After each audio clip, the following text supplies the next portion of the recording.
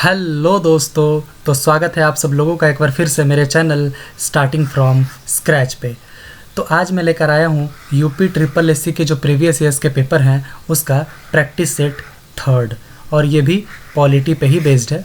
तो अगर आपने पहले के 2 सेट्स नहीं देखे हैं तो इस वीडियो के डिस्क्रिप्शन बॉक्स में मैं उसका लिंक डाल दूँगा, आप प्लीज़ उस दोनों वीडियोज़ को ज़रूर देखें। तो आइए हम लोग चलते हैं अपने पहले क्वेश्चन की ओर। वर्तमान में कितने लोकसभा निर्वाचन क्षेत्र हैं और इस संख्या में 1971 से कोई परिवर्तन नहीं हुआ है। तो अगर निर्वाचन क्षेत्र की बात किया जाए तो वर्तमान में है 543 तो 543 पे जब लोकसभा का चुनाव होता है तो 543 सीटों पे ये चुनाव होता है। 2 सीट जो है वो एंग्लो इंडियन के लिए रिजर्व होता है, उसके लिए कोई चुनाव नहीं होता है।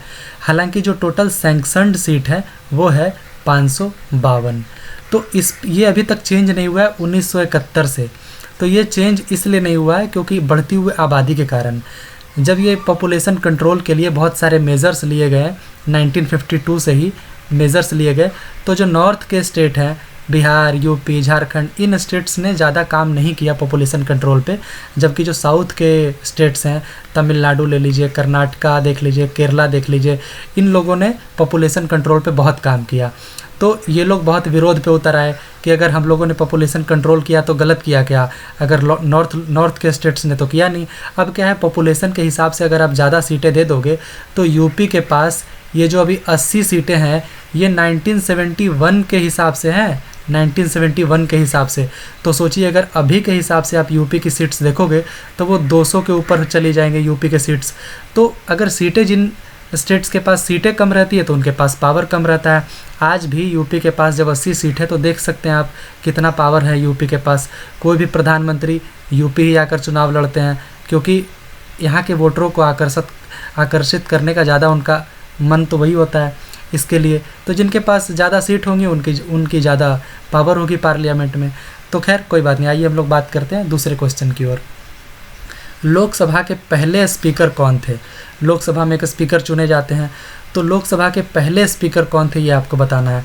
आपके ऑप्शंस हैं जीवी मावलंकर, सर्वपल्ली राधाकृष्णन जी, मीरा कुमार और डॉक्टर पीवी चेरियन। तो ये 4 ऑप्शंस हैं आपके पास। भारत के लोकसभा के पहले स्पीकर कौन थे? तो करेक्ट आंसर है ऑप्शन ए, जीवी मावलंकर जी। थर्ड क्वेश्चन, निम्न में से किसने कभी भी भारत के उप प्रधानमंत्री के रूप में कार्यभार नहीं संभाला है? आपके ऑप्शंस है मोरारजी देसाई, देवीलाल, वीपी सिंह या लालकृष्ण आडवाणी जी। तो इसमें करेक्ट ऑप्शन जो आपका हो जाएगा वो है वीपी सिंह। वीपी सिंह जी जो थे वो कभी भी उप प्रधानमंत्री नहीं बने।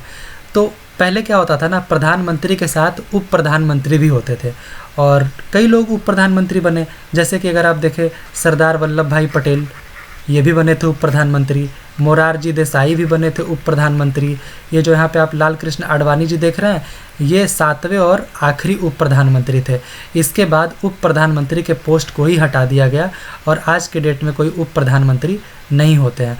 तो देवीलाल जी हों, मोरारजी देसाई हों या तो फिर आप लालकृष्ण आडवाणी जी की बात कर लीजिए, ये सभी लोग कभी न कभी उप प्रधानमंत्री रहे थे। तो करेक्ट ऑप्शन हो जाएगा ऑप्शन सी, वीपी सिंह। अब आते हैं हम लोग चौथे प्रश्न की ओर। भारत के केंद्रीय मंत्रिमंडल में अधिकतम कितने मंत्री हो सकते हैं? अब आपके पास ऑप्शंस है लोकसभा की जो कुल संख्या है उसका 15%, लोकसभा की कुल संख्या का 10%, लोकसभा की कुल संख्या का 5% या लोकसभा की कुल संख्या का 18%। तो इस पे भी जब तक इस पे लॉ नहीं बना था तो इस पे भी बहुत विवाद हुआ था कि लोग ज़्यादा से ज़्यादा वोट को अपनी तरफ खींचने के लिए बहुत सारे मंत्री बना दिया करते थे। तो फिर इस पे एक लॉ बनाया गया कि ऐसे तो काम नहीं चलेगा। तो फिर क्या किया गया कि लोकसभा की अगर केंद्रीय में बात करें, मतलब केंद्र में बात करें, तो जितने भी लोकसभा की सीट हैं तो लोकसभा की सीटें हैं 552। तो इस हिसाब से केंद्र में मैक्सिमम 81 मंत्री बनाए जा सकते हैं, including prime minister. Prime minister को जोड़कर टोटल 81 मंत्री बनाए जा सकते हैं वहाँ के हिसाब से, केंद्र के हिसाब से। अब बाकी राज्यों के हिसाब से जब भी देखा जाएगा तो जो टोटल सैंक्शनड सीट है उसका 15%, मतलब कि उसके 15% को ही आप मंत्री बना सकते हैं, उससे ज़्यादा नहीं। अब आते हैं हम लोग नेक्स्ट प्रश्न की ओर। संसद में गुजरात राज्य की कुल कितनी सीटें हैं? तो यहाँ पे आपके ऑप्शंस है 25, 26, 27 या 37। ये क्वेश्चन बहुत ही ट्रिकी है, इसलिए क्योंकि यहाँ पे ये नहीं पूछा जा रहा है कि लोकसभा या राज्यसभा, यहाँ पूछा जा रहा है संसद में गुजरात राज्य की कितनी सीटें हैं। तो संसद बनता है 3 चीज़ों से मिलकर, संसद बनता है 3 चीज़ों से मिलकर, राज्यसभा, फिर उसके बाद आता है लोकसभा और फिर आते हैं राष्ट्रपति महोदय। संसद कभी भी लोकसभा और राज्यसभा को संसद नहीं कहते हैं, संसद में राष्ट्रपति भी शामिल होते हैं। तो खैर यहाँ पे हम लोग जो बात पूछना चाहते हैं कि संसद में गुजरात राज्य की कितनी सीटें हैं, मतलब लोकसभा और राज्यसभा दोनों को मिलाकर। तो लोकसभा में इनकी 26 सीटें हैं और राज्यसभा में 11 सीटें हैं, तो टोटल संसद में इनकी आती है 37 सीट्स। तो करेक्ट ऑप्शन हो जाएगा ऑप्शन डी। अगला क्वेश्चन, भारत में निम्न में से किस लोकसभा अध्यक्ष का कुल कार्यकाल सर्वाधिक रहा है? मतलब सबसे ज़्यादा समय तक लोकसभा के अध्यक्ष कौन रहे हैं? श्रीमती मीरा कुमार, डॉक्टर बलराम जाखड़, श्री हुकुम सिंह जी या श्री ओम बिड़ला जी। तो इन चारों में जो करेक्ट ऑप्शन है वो हो जाएगा option B, doctor Balram Jakhar ji. तो डॉक्टर बलराम जाखड़ जी की एक जो सबसे खास बात है इनके टर्म की, कि ये लगातार 2 टर्म तक ये लोकसभा के अध्यक्ष रहे थे, लगातार 2 पूर्ण अवधि तक। तो इसीलिए इन्हीं का ये नाम है कि ये सर्वाधिक काल तक यही रहे थे लोकसभा के अध्यक्ष। आते हैं 7वें प्रश्न की ओर। उत्तर प्रदेश में कुल कितनी लोकसभा क्षेत्र हैं? तो यहाँ पे पूछा गया लोकसभा, यहाँ पे ऐसा नहीं पूछा गया कि संसद में उत्तर प्रदेश की कितनी मतलब सीटें हैं। तो यहाँ पे लोकसभा का पूछा गया, तो लोकसभा में उत्तर प्रदेश की टोटल 80 सीटें हैं। अब बात करते हैं 8वें प्रश्न की ओर। ऐसे कौन से प्रधानमंत्री हुए हैं जिन्हें अविश्वास प्रस्ताव के द्वारा हटाया गया था? तो यहाँ पे आपके ऑप्शंस है इंदिरा गांधी, चौधरी चरण सिंह जी, चंद्रशेखर जी या वीपी सिंह जी। इनमें से कौन से ऐसे प्रधानमंत्री रहे हैं जिनको अविश्वास प्रस्ताव के द्वारा हटाया गया था? तो आज तक टोटल 3 पीएम ऐसे रह चुके हैं जिनको अविश्वास प्रस्ताव मतलब कि नो कॉन्फिडेंस मोशन, मतलब कि अब आपके पास जितनी रिक्वायर्ड सीटें हैं उतनी रिक्वायर्ड सीटें अब आपके पास है नहीं, तो आप प्रधानमंत्री बनने के लायक नहीं है। बेसिकली यहाँ पे यही होता है, यही देखा जाता है। तो ये अब तक 3 प्राइम मिनिस्टर के साथ हो चुका है। जो सबसे पहला हुआ था वो था वीपी सिंह जी के साथ, वीपी सिंह जो थे उनके साथ ही हो चुका था, और ये हुआ था 1990 में। इनका पोस्ट चला गया था क्योंकि इनके पास रिक्वायर्ड नंबर ऑफ सीट्स नहीं थे, तो अविश्वास प्रस्ताव लाया गया था और इनको हटा दिया गया था। और इनको बेसिकली हुआ ये था कि इनका जो कोalition गवर्नमेंट चल रहा था और उस समय बीजेपी भी इनको सपोर्ट कर रही थी, और बीजेपी ने अपना सपोर्ट वापस ले लिया था, तो इनकी सरकार गिर गई थी वीपी सिंह जी की। उसके बाद फिर देवे गौड़ा, ये भी इनके साथ भी यही हुआ था कि ये भी प्राइम मिनिस्टर बने थे, लेकिन फिर अविश्वास प्रस्ताव आया और इनको भी हटना पड़ा। फिर एक बहुत फेमस अटल बिहारी वाजपेयी जी, इनके साथ भी यही हुआ था, इनको भी अविश्वास प्रस्ताव के द्वारा हटना पड़ा था, इनके पास रिक्वायर्ड नंबर ऑफ सीट्स नहीं थे। तो टोटल 3 प्राइम मिनिस्टर हुए थे, लेकिन चूंकि यहाँ पे ऑप्शन में सिर्फ वीपी सिंह जी हैं, बाकी दोनों नहीं है, तो ऑप्शन का हो जाएगा, सही ऑप्शन हो जाएगा वीपी सिंह जी। 9वां क्वेश्चन, भारत सरकार का प्रथम विधि अधिकारी कौन है? प्रथम विधि अधिकारी वो क्या केंद्रीय मंत्री होते हैं, कानून मंत्री? नहीं।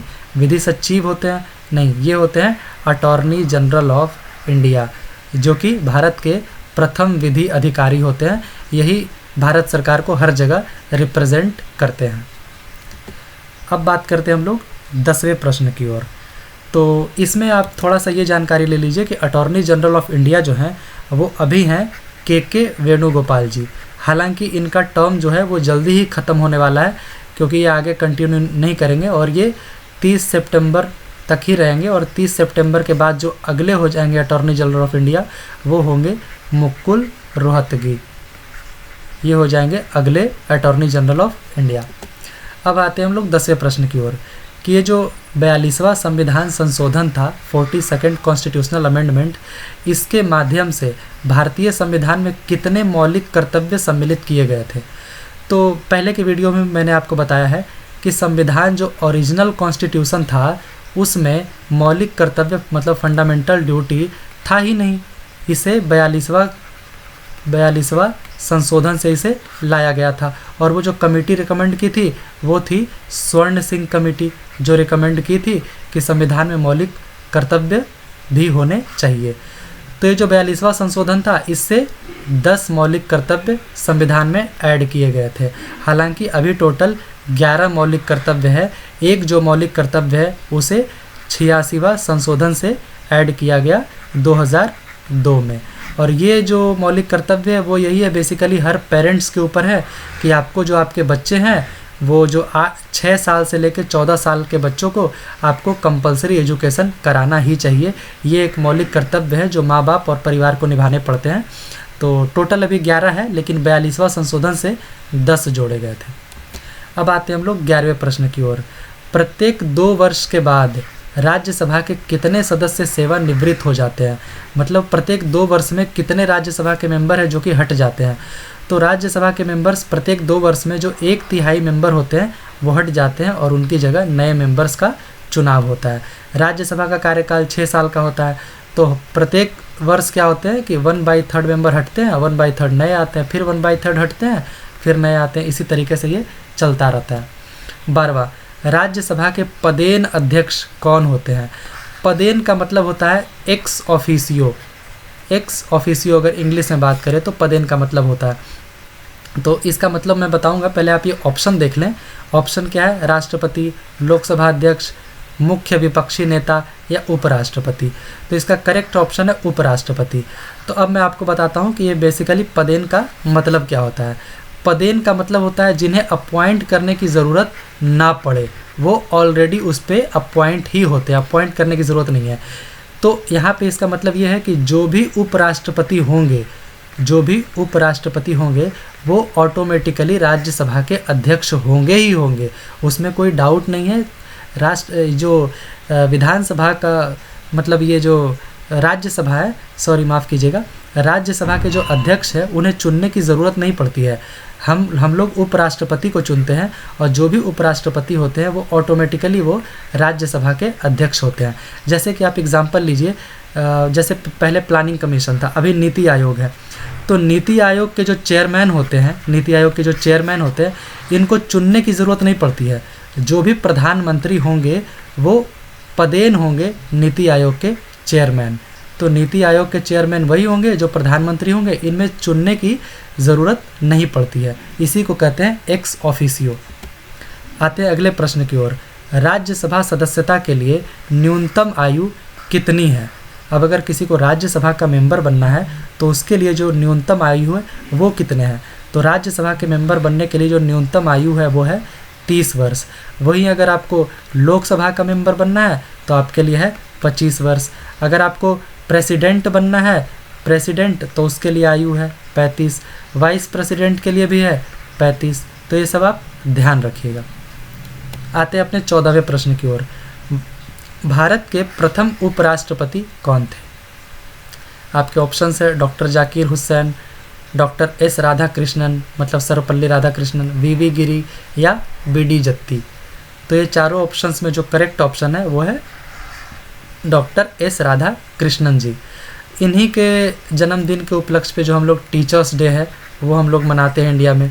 इंडिया का जो टीचर्स डे है 5 सितंबर, वो इन्हीं का जन्म दिवस के उपलक्ष्य पे ये मनाया जाता है, जो हमारे पहले उपराष्ट्रपति थे।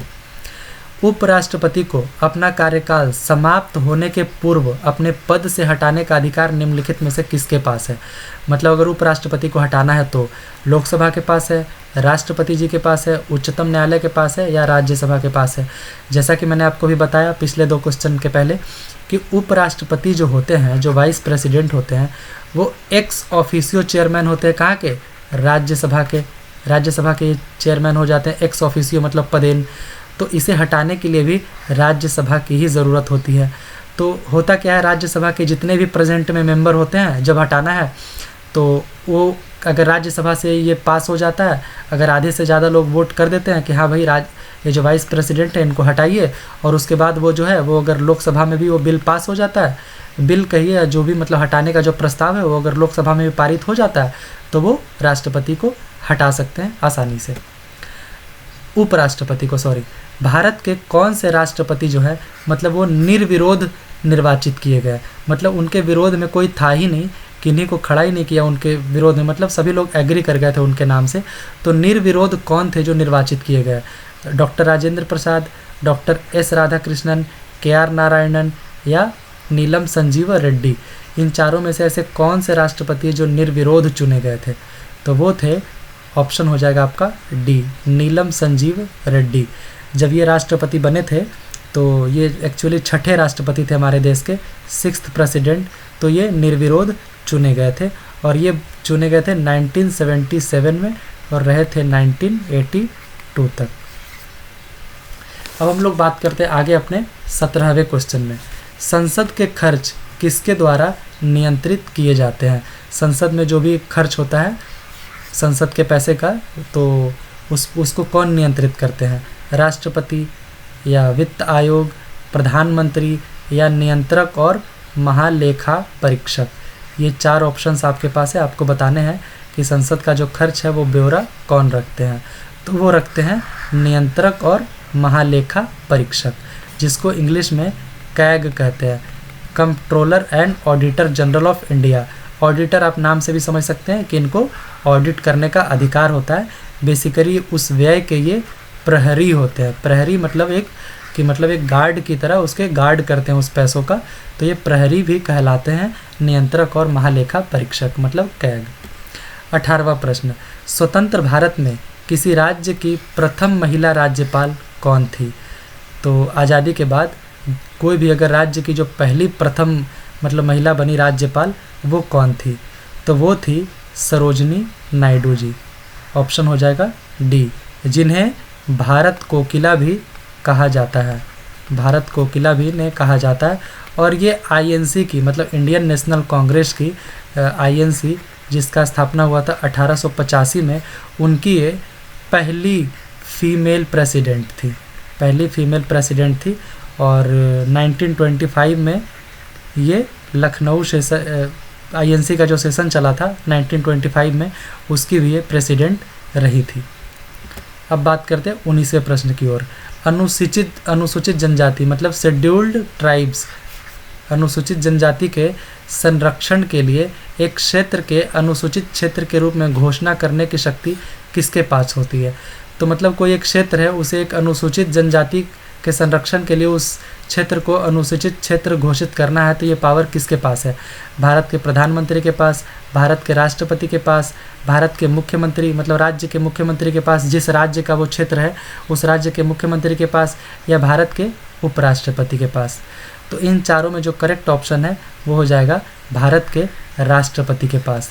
तो भारत के राष्ट्रपति के पास जब ये प्रस्ताव आता है तो वो उस राज्य के राज्यपाल से बातचीत करते हैं और फिर वहाँ पे ये फैसला लिया जाता है कि उस क्षेत्र को अनुसूचित क्षेत्र के रूप में घोषित करना है या नहीं करना है। और इसका प्रावधान जो है वो संविधान की 5वीं अनुसूची में दिया गया है, 5th शेड्यूल में। अब बात करते हैं अपने 20वें प्रश्न की ओर। भारत के पहले प्रधानमंत्री पंडित जवाहरलाल नेहरू ने 14 अगस्त 1947 की मध्य रात्रि को नियति से वादा मतलब ट्रस्ट विद डेस्टिनी, ये एक बहुत ही फेमस स्पीच है पंडित जवाहरलाल नेहरू जी का। ये जो शीर्षक है, ये भाषण इन्होंने कहाँ दिया था आपको ये बताना है। ऑप्शंस है लाल किला नई दिल्ली में, 3 मूर्ति भवन नई दिल्ली, या संसद मतलब विधानसभा संविधान सभा जो उस समय संविधान बनने के लिए संसद में जो लोग बैठे हुए थे, इस समय संविधान बनकर तैयार नहीं हुआ था, 14 अगस्त अभी तो शुरुआती फेज़ था, और या तो फिर इंडिया गेट नई दिल्ली। तो उन्होंने ये भाषण कहाँ दिया था? ट्रस्ट विद डेस्टिनी के नाम से जो बहुत फेमस हुआ। तो ये भाषण उन्होंने संविधान सभा में दिया था 14 अगस्त 1947 को। तो यही थे हमारे 20 क्वेश्चन। तो अगर आप लोगों ने कुछ भी सीखा हो तो प्लीज़ सपोर्ट कीजिए, चैनल को सब्सक्राइब कीजिए, वीडियो को लाइक कीजिए और वीडियो को शेयर कीजिए। Thank you so much.